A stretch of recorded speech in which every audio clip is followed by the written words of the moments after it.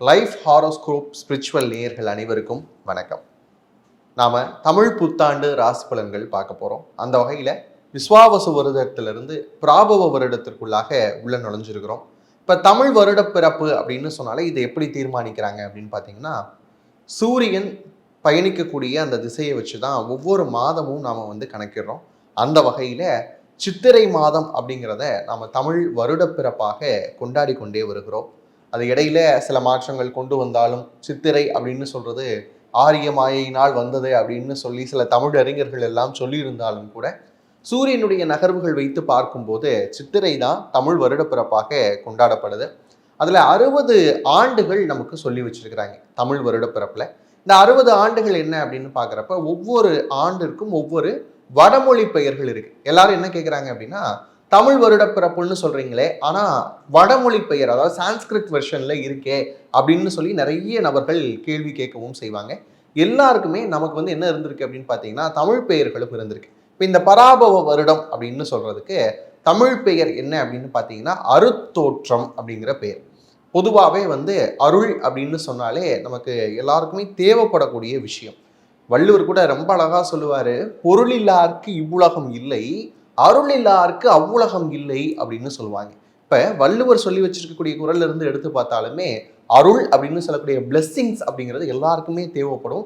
அப்படியான ஒரு தமிழ் வருடமாகத்தான் இந்த பராபவ வருடம் இருக்க போகுது அப்படின்னு பார்க்கலாம்.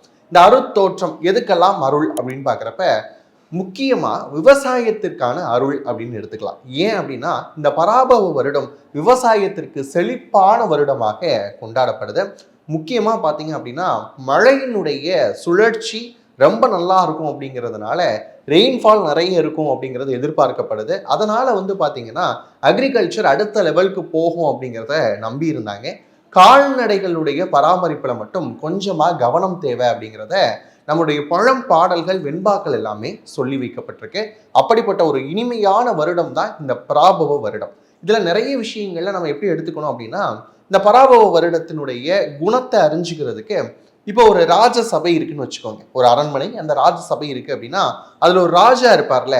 இந்த வருடத்தினுடைய ராஜா யார் தெரியுமாங்க?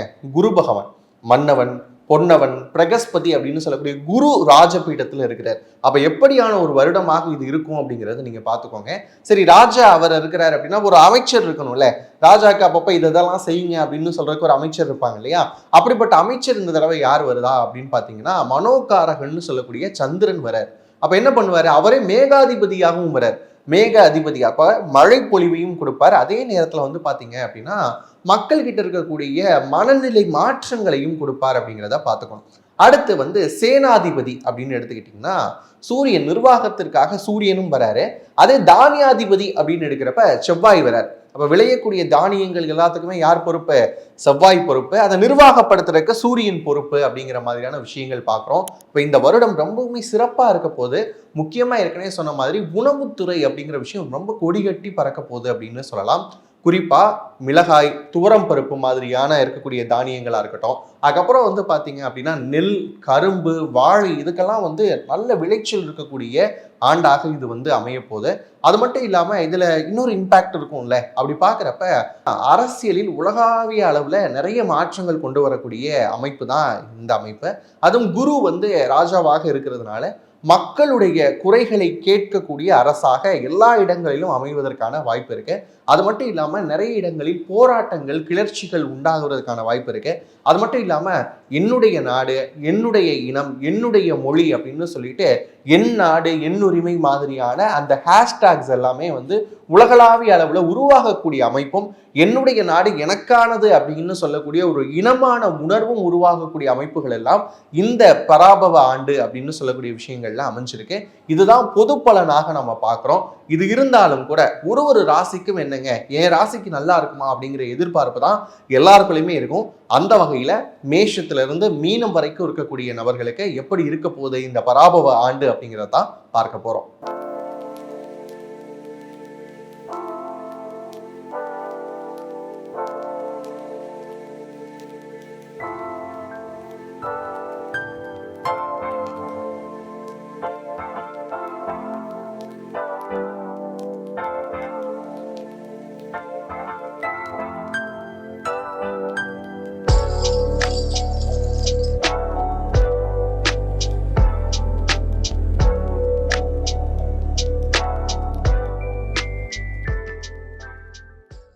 கலை உணர்வு அப்படின்னு சொன்னாலே அது கன்னிராசிக்காரங்களுக்கு தான் பொருந்தும். ரொம்ப அழகியல் சார்ந்த விஷயங்கள்ல இருக்கக்கூடிய ஆட்கள் யாருன்னா கன்னிராசிக்காரங்க. தன்னை சுற்றி இருக்கக்கூடிய இடம் ரொம்ப அழகா இருக்கணும், ரொம்ப நீட் அண்ட் கிளீனாக இருக்கணும் அப்படின்னு எதிர்பார்க்கறது இந்த கன்னிராசிக்காரங்க தான். இன்னொரு விஷயம் அப்படின்னு பார்க்குற எல்லாத்துக்குள்ளேயுமே ஒரு பாசிட்டிவிட்டியை கிராப் பண்ணி கொடுக்கக்கூடிய அமைப்பு யாருக்கு இருக்குது அப்படின்னு பார்த்தீங்கன்னாலும் இந்த கன்னிராசிக்காரங்க தான். அப்படிப்பட்ட கன்னிராசிக்கு இந்த பராபவ வருடம் எப்படி இருக்க போகுது அப்படின்னு கேட்டால், உங்களுக்கு என்னங்க, ராஜா வீட்டு கண்ணுக்குட்டியாக இருக்க போகிறீங்க. ஏன் சார், வாழ்க்கையில் இந்த லக் அப்படிங்கிற விஷயம் எங்கே இருக்குன்னே தெரியல சார். நான்லாம் வந்து நிறைய விஷயங்களுக்கு இயக்கப்பட்டிருக்கிறேன், என்னுடைய வாழ்க்கையில் இப்படியே போயிருமோ அப்படின்ற பயம் இருந்தது அப்படின்னு சொல்லக்கூடிய கன்னிராசிக்காரங்களுக்கெல்லாம் கண்டிப்பாக வாழ்க்கையில் ஏற்றமும் மாற்றமும் இருக்கக்கூடிய ஒரு ஆண்டாக இந்த ஆண்டு அமைய போகுதுங்க. ஏன் அப்படின்னு பார்க்குறப்ப உங்களுடைய 11ஆம் இடம் கடகம் அப்படின்னு சொல்லக்கூடிய அந்த இடத்துல குரு உச்ச குருவாக வரார். என்ன வேணும் சொல்லுங்க? எல்லாத்தையும் அப்படியே அடுத்தடுத்து ஒரு லிஸ்ட் போட்டிங்க அப்படின்னா நிறைவேற்றி கொடுக்கக்கூடிய அமைப்பு யாருக்கு இருக்குன்னா குருவுக்கு இருக்கு. அவர் அடுத்து 12க்கு வந்தாலும் கூட சுபவிரயங்களை தான் கொடுப்பார். 12ஆம் இடத்தில் வரக்கூடிய குரு என்ன பண்ணுவாரு? அவர் வந்து சுபவிரயங்களை கொடுப்பாரு. அது எப்போ வராரு? ஆண்டினுடைய இறுதியில தான் வராரு. அதை பத்திலாம் ஒரி பண்ணிக்காதீங்க. அப்படியே வந்தாலும் சுபவிரயங்களை தான் கொடுக்க போறாரு. அப்போ 11, 12 ஆகிய இடங்களில் குரு பயணிக்கக்கூடிய இந்த காலகட்டம் மிகச்சிறப்பாக இருக்கு. யாருக்கு அப்படின்னு பாத்தீங்கன்னா கன்னிராசிக்காரங்களுக்கு. கும்பத்துல ராகு இருக்கிறாரே சார், அவர் என்ன பண்ணுவார்? கும்பத்துல ராகு இருந்தாலும் அடுத்து மகரத்துக்கும் வருவார். இப்படி மகர கும்ப வீடுகளில் மாறி மாறி பயணிக்கக்கூடிய ராகு என்ன பண்ண போறாரு அப்படின்னு கேட்கிறப்ப, கும்ப வீட்டில் இருக்கக்கூடிய ராகு நீங்கள் யார் என்பதை உங்களுக்கே அடையாளப்படுத்துவார். அவர் மகரத்துக்கு வந்தாலும் சரி, ராகு என்ன பண்ணுவாருன்னா நீங்க யாருங்கிறத உங்களுக்கு சொல்லுவாருங்க. ஃபர்ஸ்ட் ராமாயணத்துல அனுமன் அப்படின்னு ஒரு கேரக்டர் இருக்கும், எல்லாருக்குமே தெரிஞ்சிருக்கும் அப்படின்னு நினைக்கிறேன். அனுமனுக்கு தன்னுடைய பராக்கிரமம் என்ன அப்படிங்கிறது யாருக்குமே தெரியாது. அனுமனுக்கே தெரியாது, என்னடா இவனால இதை முடியுமா அப்படின்றது தெரியாம இருந்தப்ப ஜாம்பவான் வந்து என்ன பண்ணுவார் அப்படின்னு பாத்தீங்கன்னா, அனுமா உனக்கு இந்த மாதிரி எல்லாம் ஆற்றல் இருக்கு அப்படிங்கிறத அனுமனுக்கே எடுத்து சொல்வார். அதுக்கப்புறம் தான் இலங்கைக்கு பறந்து போறது, அங்க போய் சீதையை பார்க்கறது, இந்த மாதிரியான விஷயங்கள் எல்லாமே அனுமன் பண்ணுவார். அப்படி பார்க்குறப்ப உங்களுடைய பலம் என்ன அப்படிங்கிறத நீங்கள் உணரக்கூடிய ஆண்டாக இந்த ஆண்டு அமையும். அப்ப பாருங்க, ஒரு பக்கம் சுகஸ்தானம் அப்படின்னு சொல்லக்கூடிய இடம் ஆக்டிவேட் ஆகுது, இன்னொரு பக்கம் நீங்க யார் அப்படிங்கிற உன்னை அறிந்தால் அப்படிங்கிற விஷயம் நடக்க போகுது, செல்ஃப் ஐடென்டிட்டி அப்படிங்கிற விஷயத்துக்குள்ள வரீங்க. இதுக்கு மேல என்னங்க வேணும்? வாழ்க்கையில சனி அப்படின்னு சொல்லக்கூடிய நபர் உங்களை உழைக்க வைக்கிறதுக்கு தயாரா இருக்கிறாரு. அப்ப உழைப்பு இருக்கு, நீங்க யாருங்கிற விஷயத்த அறிய போறீங்க, பொருளாதார முன்னேற்றம் இருக்கு, எல்லாமே நல்லா இருக்கு. அப்படிங்கிறப்ப கன்னிராசிக்காரங்களுக்கு ஜாக்பாட்டான ஒரு ஆண்டாக இந்த ஆண்டு அமைய போகுது. அப்ப திருமணம் சார்ந்த முயற்சி ஒரு டிக் போட்டுக்கோங்க, குழந்தை பிறப்பு அதுக்கு ஒரு டிக் அடிச்சுக்கோங்க, அடுத்து பார்த்தீங்கன்னா வெளிநாட்டு பயணம் அதுக்கு ஒரு டிக் போட்டுக்கோங்க. என்னென்ன கனவுகள் இருக்கோ எல்லாமே நிறைவேறக்கூடிய ஆண்டாக இந்த ஆண்டு அமைய போகுது. எதில் மட்டும் கவனமாக இருக்கணும் அப்படின்னா, வெளியில் போகிறப்ப உணவு அப்படிங்கிற விஷயம் இருக்கு இல்லையா, அதில் மட்டும் ரொம்ப கவனமாக இருந்துக்கோங்க. வெளி உணவுகளை தவிர்க்கக்கூடிய கன்னிராசிக்காரங்க இந்த ஆண்டு ரொம்பவுமே நல்லா இருக்கலாம். கட் ஹெல்த் மாதிரியான விஷயங்கள் வராமல் பார்த்துக்கிறது, அதுக்கப்புறம் நிறைய விஷயங்களை ஓவர் திங்க் பண்ணுறது, இதெல்லாம் வந்து நீங்கள் ஆக்சுவலாக குருவினுடைய டிரான்சிட்டுக்கு பிறகு ஆஃப்டர் ஜூன் சரியாகும்.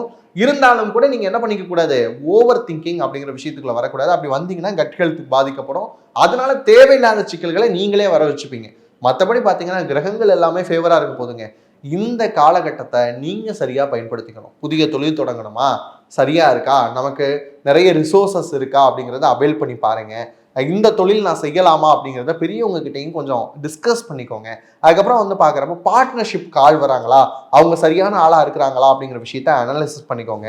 டாக்குமெண்டேஷன் பண்ணுறீங்க அப்படின்னா அதனுடைய தாய் பத்திரம் சரியா இருக்கா, மூலப்பத்திரம் நல்லா இருக்கா அப்படிங்கிற விஷயத்த பார்த்துக்கோங்க. இந்த வில்லங்கம் ஈஸி சொல்லுவாங்க இல்லையா, அதெல்லாம் போட்டு பார்த்துக்கோங்க. ஏன்னா ஒரு ப்ராப்பர்ட்டி வாங்குறப்ப இந்த மாதிரியான விஷயங்களை மட்டும் கவனமாக இருந்துட்டிங்கன்னா கன்னிராசிக்காரங்களுக்கு ரொம்பவுமே சூப்பராக இருக்க போகுது அப்படின்னு சொல்லலாம். ஏன்னா ப்ராப்பர்ட்டிஸ் வாங்குறதுக்கான யோகம் இருக்கு, லோனு இஎம்ஐ மாதிரியான டேர்ம்ஸ் எல்லாம் உங்கள் வாழ்க்கையிலிருந்து இல்லாமல் போகணும் அப்படின்னா அதுக்கான வாய்ப்புகளும் கூட இந்த ஆண்டு இருக்கு. நீங்கள் உழைப்பு அப்படிங்கிற விஷயத்த மட்டும் நம்பினா போதும், மற்றதெல்லாம் குரு பார்த்துப்பார் அப்படிங்கிற மாதிரி மேலே இருக்கிறவன் பார்த்துக்கிறான். எல்லா விஷயமும் உங்களுக்கு சாதகமாக தான் இருக்க போது.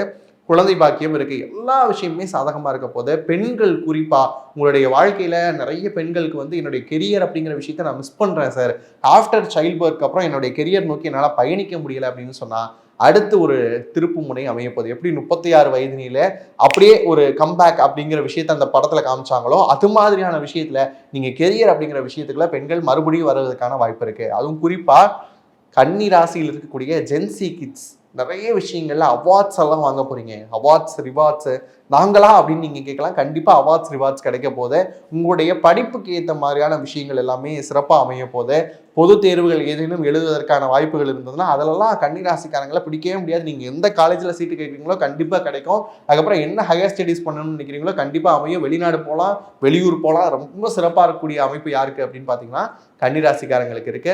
இந்த ஆண்டை இன்னும் சிறப்பாக மாற்றணும் அப்படின்னு சொன்னா ஏதேனும் வழிபாடு சொல்லுங்க அப்படின்னு பார்க்குறப்ப, கன்னிராசிக்காரர்கள் வழிபட வேண்டிய தெய்வம் யார் அப்படின்னு பார்த்தீங்கன்னா மதுரை மீனாட்சி தான். கண்டிப்பா அந்த மரகத மேனியிலாக இருக்கக்கூடிய மீனாட்சியை புழுகுனை சொக்கர்தரு அழகினு கொத்தகுடி பொன்னூசல் ஆடி அருளே அப்படின்னு சொல்லிட்டு மதுரைக்கு போய் ஒரு தடவை வழிபட்டு வந்தீங்கன்னு சொன்னா வாழ்க்கையில் ஏற்றமும் மாற்றமும் அமைய போது வாழ்த்துக்கள். இதுவரைக்கும் பார்த்தது எல்லாமே வந்து பார்த்தீங்கன்னா பொது பலன்கள் தான்.